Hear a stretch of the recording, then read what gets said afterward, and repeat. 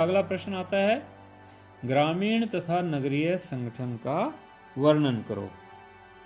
तो इसमें ग्रामीण जनसंख्या तथा नगरीय जनसंख्या के संगठन को ग्रामीण नगरीय संगठन कहते हैं। तो इसमें ये देखिए चित्र दिखाए गए हैं।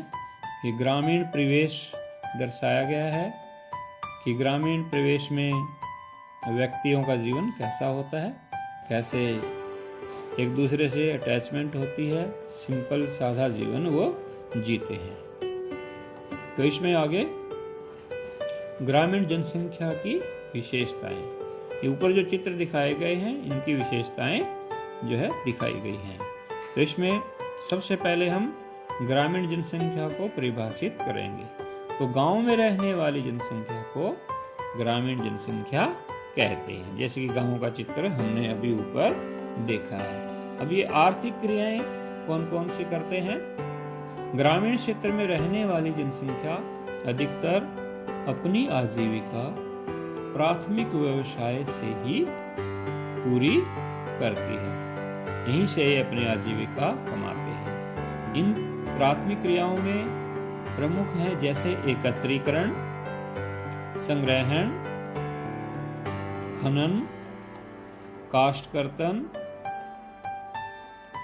कृषि, पशुपालन, मत्स्य पालन, कुटीर उद्योग आदि। आगे इनकी जीवन शैली कैसी होती है? तो जैसा कि ऊपर दिखाए गए चित्र से भी स्पष्ट है कि ये चित्र में दिखाता है कि किस प्रकार से लोग सादा जीवन जीते हैं।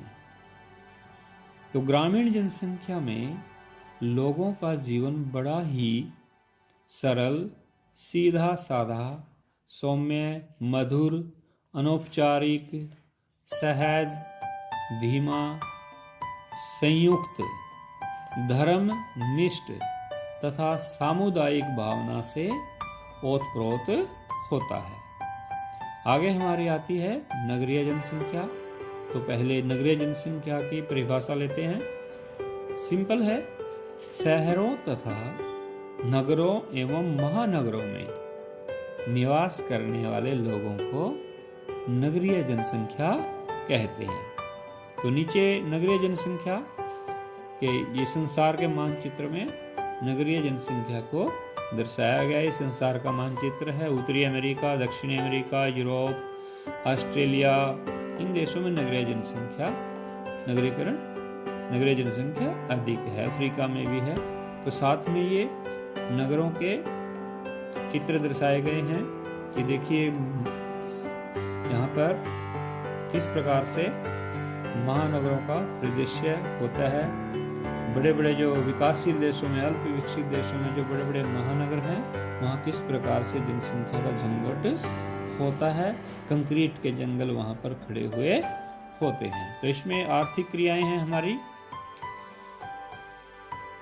कि नगरीय क्षेत्रों में कौन सी आर्थिक क्रियाएं की जाती है। नगरों में रहने वाली जनसंख्या अपनी आजीविका द्वितीयक, तृतीयक, चतुर्थक एवं पंचम प्रकार के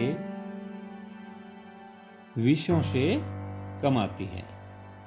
यहाँ जनसंख्या उद्योग, व्यापार, परिवहन, वाणिज्य तथा सेवाओं व उच्चतर बौद्धिक कार्य, परामर्श देना, प्रबंधन करना, नीति निर्माण करना आदि कार्य में यहाँ पर लोग लगे हुए होते हैं और अपना जीवन चलाते हैं। तो इस प्रकार से ये चित्र दर्शाते हैं कि नगरीय क्षेत्रों में कैसे उद्योग चलाए जाते हैं और ये हमारे किस प्रकार से पर्यावरणीय ह्रास उत्पन्न करते हैं, पर्यावरण प्रदूषण करते हैं। परिवहन की सुविधाएं हैं, व्यापार वाणिज्य, तो ये सभी इन चित्रों के माध्यम से दर्शाने का प्रयास किया गया है कि नगरीय क्षेत्र में कैसी कौन कौन सी क्रियाएं होती हैं। उसके बाद नगरीय लोगों की जीवन शैली कैसी होती है। तो नगरीय लोगों की जीवन शैली बड़ी ही जटिल होती है, कठिन होती है। इनकी विशिष्ट जीवन पद्धति होती है, तीव्र भागदौड़ भरी जिंदगी होती है, औपचारिकताओं में ज्यादा विश्वास करते हैं, सामाजिक दूरी बहुत ज्यादा होती है, सामाजिक विषमता बहुत ज्यादा होती है, आर्थिक दृष्टि से समाज आपस में वर्गीकृत होता है, सामुदायिक भावना की कमी होती है।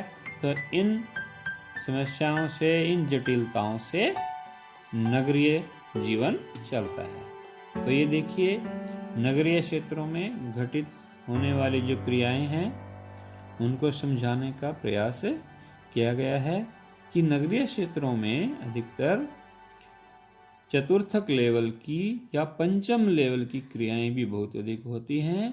चतुर्थक जैसे कि शिक्षण चतुर्थक क्रियाओं में आता है। वैज्ञानिक जो खोज करते हैं वो पंचम क्रियाओं में सम्मिलित होता है। तो आगे कुछ निष्कर्ष हम निकालते हैं नगरीकरण के बारे में। विश्व के तथ्य हमें बताते हैं कि विश्व में जो प्रथम नगरीय बस्ती का विकास हुआ था, तो उस प्रथम नगरी में ही नगर जनसंख्या तेज गति से बढ़ी थी और नगरीय जनसंख्या में 60% प्राकृतिक नगरीय जनसंख्या है और 40% प्रवास से उत्पन्न हुई जनसंख्या है। अर्थात लोग ग्रामीण क्षेत्रों से नगरीय क्षेत्रों में प्रवास करके जो आए हैं उनकी संख्या पूरे विश्व में 40% है। ऑस्ट्रेलिया में नगरीय जनसंख्या 89% है। तो यह देश में सबसे अधिक तीव्र गति से नगरीकरण करने वाला महाद्वीप है। ग्रामीण क्षेत्रों में सुविधाओं की कमी के कारण लोग विशेषकर विकासशील देशों में नगरों में आकर बस जाते हैं, विशेषकर पुरुष। लेकिन विकसित देशों में तो पुरुष तो नगरीकरण नगरों की तरफ प्रवास करते ही हैं, साथ में महिलाएं भी नगरीकरण को बढ़ावा देती हैं, वे भी गांव से नगरों में प्रवास करती हैं। तो आगे हमारा अगला प्रश्न आता है, साक्षरता से क्या अभिप्राय है, इसको प्रभावित करने वाले कारकों का वर्णन करो। तो संयुक्त राष्ट्र संघ ने परिभाषा ऐसे परिभाषित किया है साक्षरता को कि 15 वर्ष या इससे अधिक आयु का कोई भी व्यक्ति यदि एक साधारण वाक्य या संदेश को समझ के साथ लिख सकता है या पढ़ सकता हो तो उस व्यक्ति को हम साक्षर कहते हैं। तो ये देखिए, यहाँ पर एक विद्यार्थी का चित्र साक्षरता की तरफ संकेत करता है कि किस प्रकार से आदमी कोई भी देश साक्षर होके अपने जीवन स्तर में देश की तस्वीर को बदल सकता है। तो आगे कुल जनसंख्या में साक्षर व्यक्तियों का प्रतिशत साक्षरता दर कहलाती है।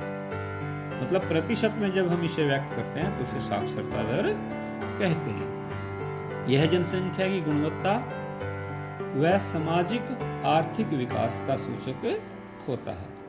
तो आगे नीचे इसमें दोबारा से फिर स्टडी करने वाले बच्चे विद्यार्थी साक्षरता को प्रत्यक्ष रूप से प्रभावित करता है। आर्थिक विकास का स्तर शिक्षा का कारण तथा प्रभाव दोनों के रूप में ही कार्य करता है। अर्थात जो व्यक्ति जितना समृद्ध होता है वह अच्छी शिक्षा प्राप्त करेगा और शिक्षा प्राप्त करने के सामने के बाद उसका जीवन स्तर भी उतना ही उच्च होगा, उसके सामने प्रभाव, उसके परिणाम भी उतने ही अच्छे आएंगे। दूसरा हमारा है ग्रामीण अथवा नगरीय पृष्ठभूमि। तो ग्रामीण और नगरीय पृष्ठभूमि भी साक्षरता को प्रभावित करती है, क्योंकि ग्रामीण क्षेत्रों में सुविधाओं का अभाव होता है। आगे स्त्री समानता अधिकार, तो स्त्रियों को यदि बहुत से क्षेत्रों में, अल्प विकसित देशों में, विकासशील देशों में शिक्षा का अधिकार प्रदान किया ही नहीं जाता है। उन्हें घर में जो है घर की शोभा बनाकर रखा जाता है। आगे हमारी धार्मिक मान्यताएं, परंपराएं, रूढ़िवादी व्यवस्थाएं भी साक्षरता को प्रभावित करती हैं, जैसे कि लड़कियों को नहीं पढ़ाना है, ऐसी मान्यताएं, उनका शोषण। आगे हमारा आता है सरकारी नीति। सरकार नीति बनाकर भी साक्षरता को काफी प्रभावित करती है। यदि सरकार की नीति, जैसे कि हरियाणा में, भारत वर्ष के एक राज्य हरियाणा में, क्योंकि पूरे भारतवर्ष में बेटी बचाओ बेटी पढ़ाओ, पढ़ाने पर विशेष ध्यान दिया। इस वजह से भारत में लड़कियों की साक्षरता दर दिन प्रतिदिन बढ़ती जा रही है। आगे हमारा है जीवन स्तर।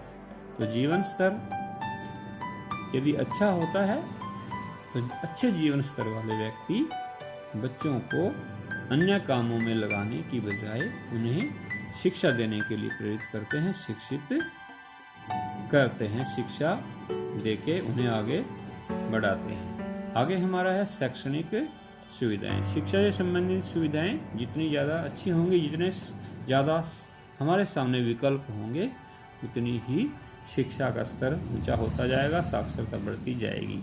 आगे हमारा है यातायात एवं संचार के साधन। जैसे कि ग्रामीण क्षेत्र में यदि यातायात संचार के साधन नहीं हैं तो बच्चे, लड़के लड़कियां वो उच्च शिक्षा प्राप्त करने के लिए शहरी क्षेत्र में, नगरीय क्षेत्र में नहीं जा सकते। इसलिए यातायात तथा संचार के साधन भी शिक्षा के स्तर को प्रभावित करते हैं, साक्षरता को प्रभावित करते हैं। आगे हमारा वस्तुनिष्ठ प्रश्न आता है 2011 के अनुसार भारत की साक्षरता दर क्या है। तो 2011 के अनुसार यह है 74.04% है। इसमें से पुरुष साक्षरता दर 85.14% और स्त्री साक्षरता दर 65.14%। इसके बाद हमारा नेक्स्ट आता है 2001 के अनुसार 64.84%। नेक्स्ट क्वेश्चन है 2011 के अनुसार भारत का लिंग अनुपात, यह 940 है, अर्थात प्रति 1000 पुरुषों के पीछे भारत में 940 स्त्रियां पाई जाती हैं। नेक्स्ट क्वेश्चन है 2011 के अनुसार विश्व का लिंग अनुपात कितना है। तो यह पूरे विश्व का लिंग अनुपात 984 है, जबकि भारत का 940 है, भारत में उससे भी कम है। उसके बाद नेक्स्ट क्वेश्चन आता है संसार में सबसे अधिक लिंग अनुपात कौन से देश का है। तो लटविया यूरोपीय देश है, यहाँ लिंग अनुपात सबसे अधिक है जो कि 1187 है। ये पूरे संसार में उच्चतम लिंग अनुपात है। उसके बाद निम्नतम लिंग अनुपात, तो संयुक्त अरब अमीरात जो कि मुस्लिम देश है, तो यहाँ पर महिलाओं पर प्रतिबंध अधिक हैं, शोषण अधिक होता है, उन्हें स्वतंत्रताएं नहीं हैं, समानताएं नहीं हैं। तो इसलिए यहाँ पर संयुक्त अरब अमीरातों में विश्व में न्यूनतम लिंग अनुपात पाया जाता है जो कि 468 है। Okay, thank you.